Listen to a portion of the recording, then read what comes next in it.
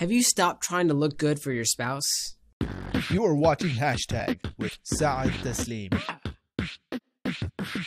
It's common for people to get into a place in their relationship where they just get really comfortable and they stop caring so much. And part of that is with the way they dress and the way they look, the way they put themselves together, especially after like the honeymoon phase or whatever, where you get into a groove with the relationship. It's easy to kind of let go.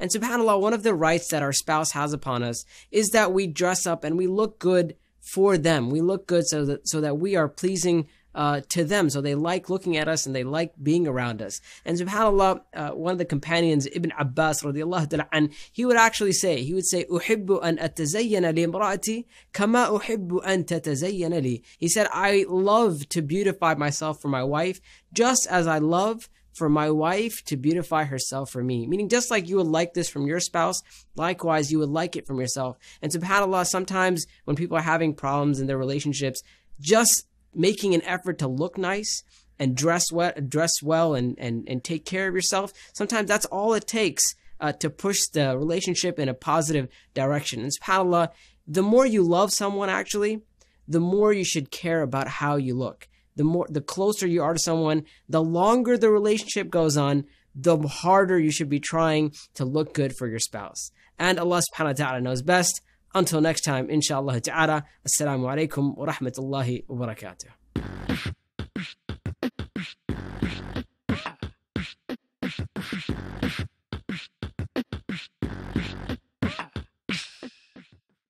Speaking from an intimacy point of view, there are a couple of guidelines that you need to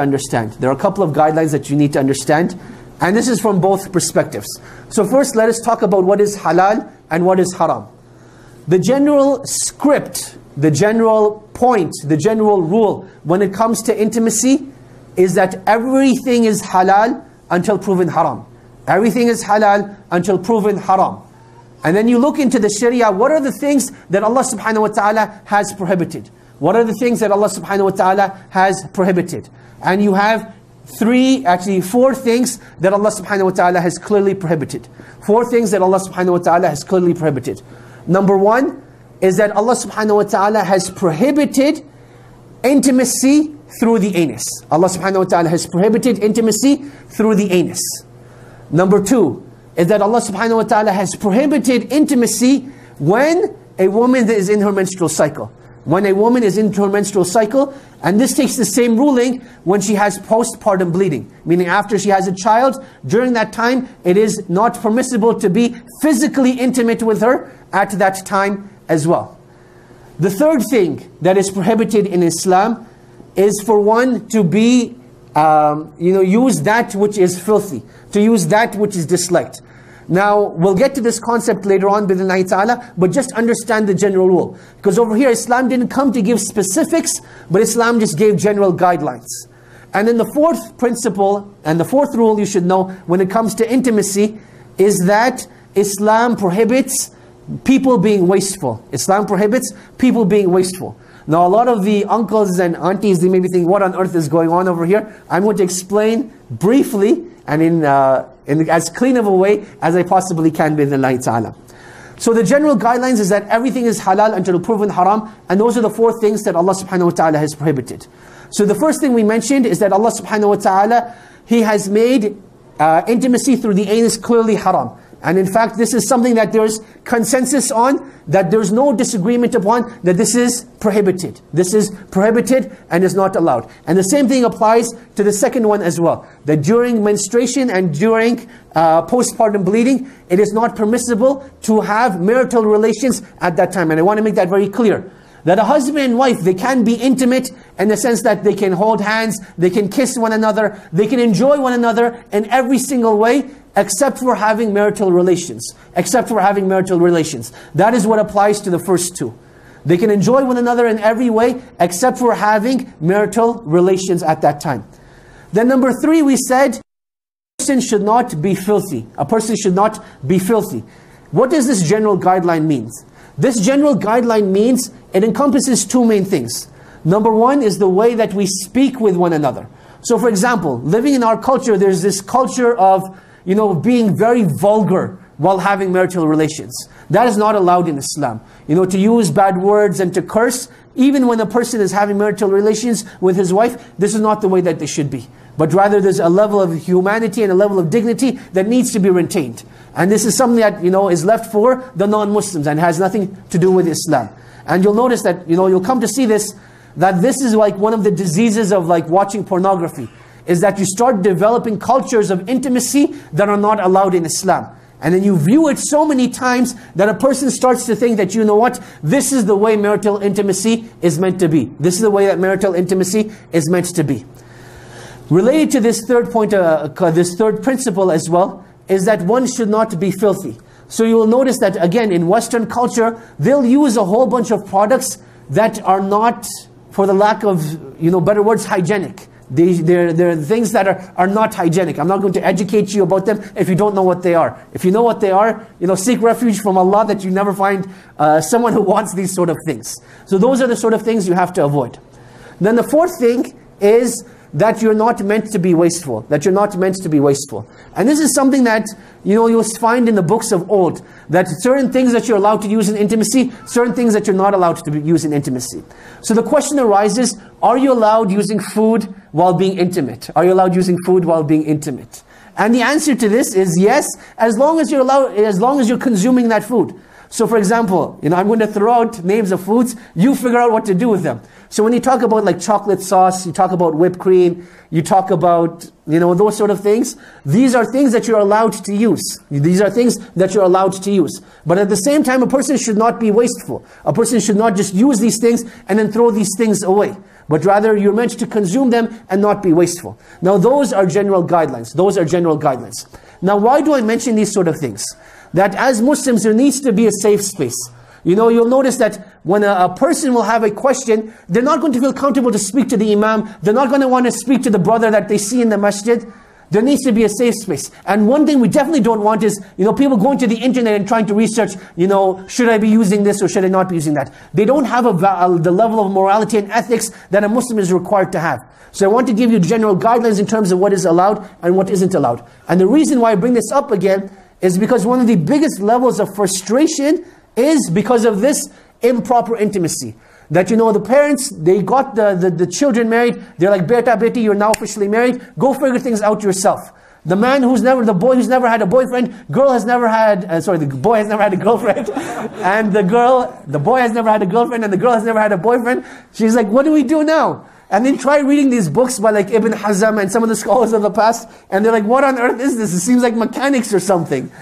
And it's very difficult. And that's why this needs to be discussed with our up-and-coming, you know, teenagers and young adults that are getting married in a halal and in a mature manner. So those are the guidelines.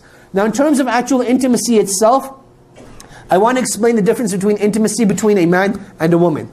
From a man, if we understand what we said about him, he is very goal-oriented, right? He's very goal-oriented, whereas a woman is very experience-oriented.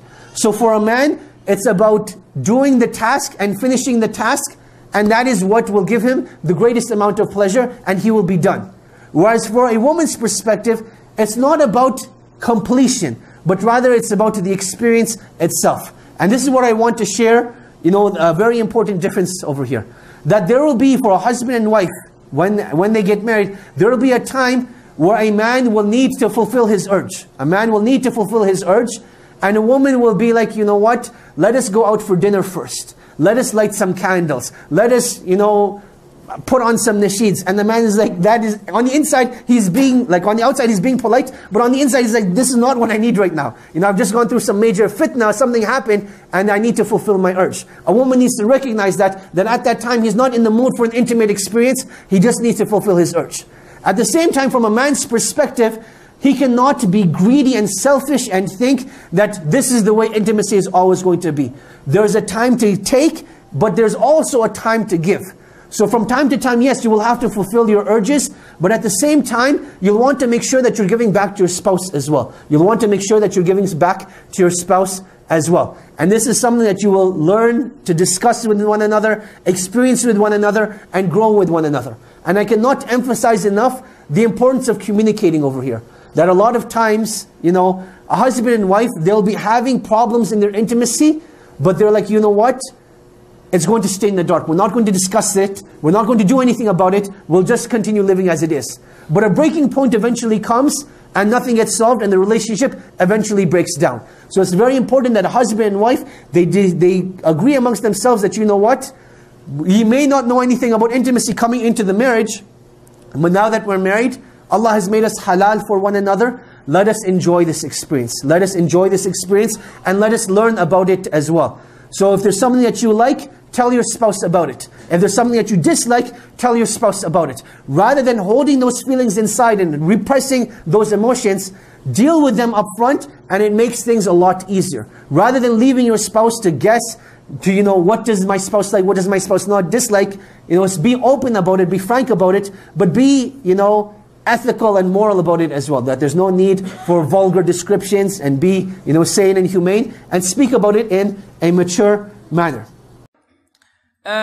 Doing things that please the husband. The Prophet ﷺ was asked, who are the best women? He said, the best of women are those who pleases you when you look at her. Is the one who pleases you when you look at her, obeys you when you order her, and safeguards you during your absence in regard to herself and your wealth. Very important.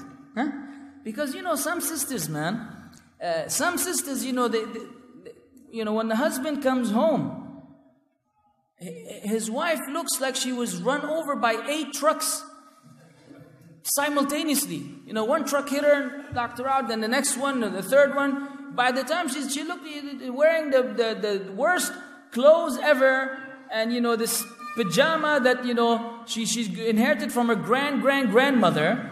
You know what I'm saying? Her hair is like she was electrocuted. And he comes home, and he was just walking down the street. He saw the neighbor, you know, the lady with all her adornment and charms and perfume walking down the stairs, fitna for him. And then he wants to come home and, you know, find something better than that, and he sees that.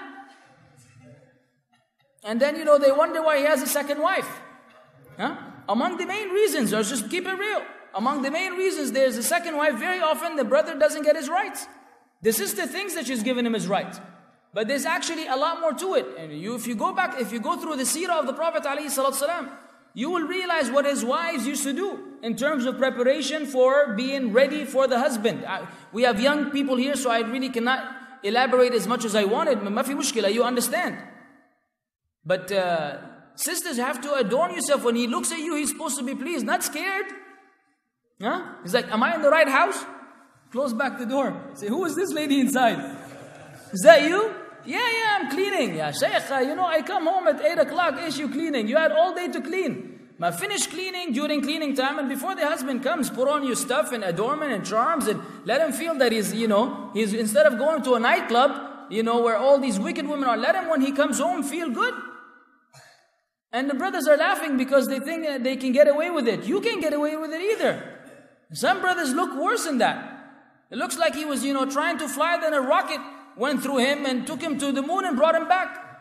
You know, he's looking all with this undergarment, you know, that has 16 holes in it, and his armpit hair is sticking out. He's sitting like this, he stinks, smells like, you know, mlokhiyeh or spinach or something, and the lady looks at him like, what's up with this guy?